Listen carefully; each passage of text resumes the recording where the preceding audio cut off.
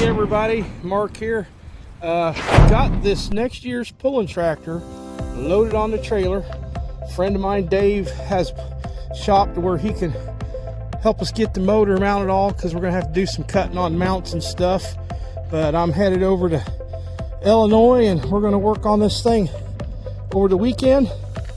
Try to get the motor all mounted in it, and then the next step, we'll get her back home and we'll try to get her running.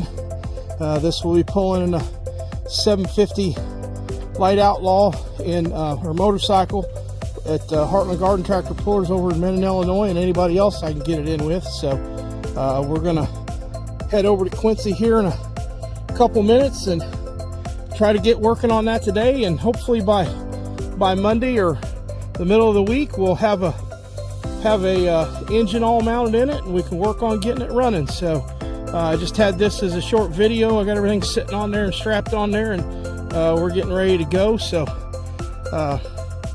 hopefully see this in some videos here in the near future. So everybody have a nice day.